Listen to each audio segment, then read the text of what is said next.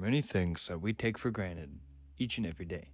From something as simple as remembering how to do the little bunny loop with our tennis shoelaces that we learned in like first or second grade, to being able to have hot water so we can have a nice, relaxing, steamy shower and become clean. Well, try this for size.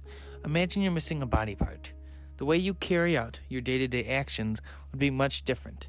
Well, for Hugh Tucker, there's no challenge too big and no challenge too small. My name is Hugh Tucker.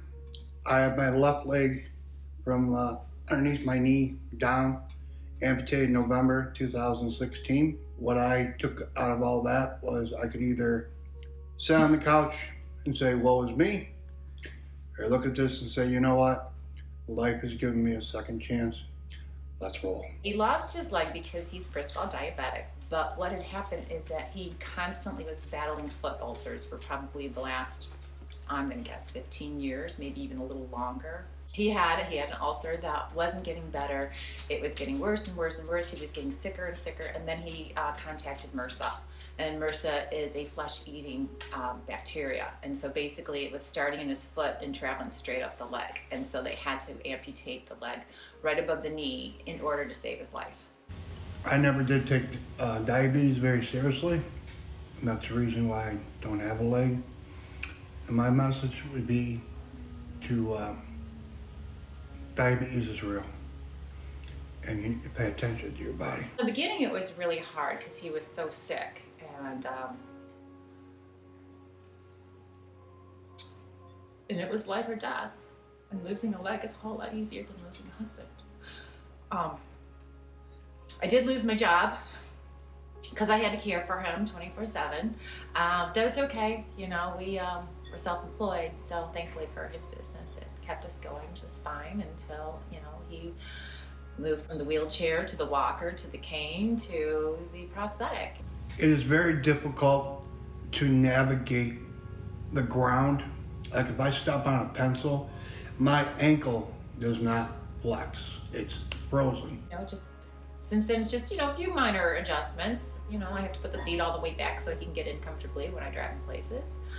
And yeah, it's a whole lot better now. If my leg was not amputated, I would not be here because all the impurities was in my body because of myself having diabetes. And so yes, I guess I am very thankful that my leg is gone, because without it being gone, I would be gone.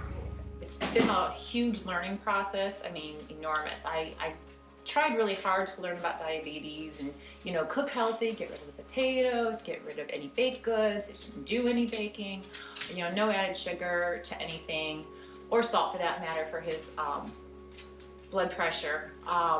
But what I didn't know is that the doctors knew so much that they weren't educating me on. You know, they could see where this path was heading. They knew what was going to happen.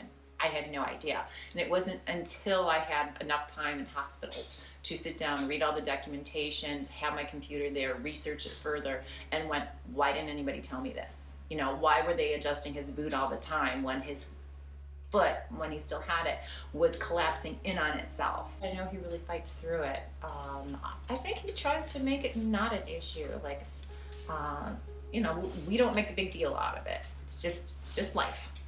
From being able to drive to now being able to swim, which is something that he has not done in many, many, many years, Hugh Tucker, my father, never fails to amaze me. He always keeps me on my toes. He's an inspiration to my family, and I hope that he's an inspiration to yours.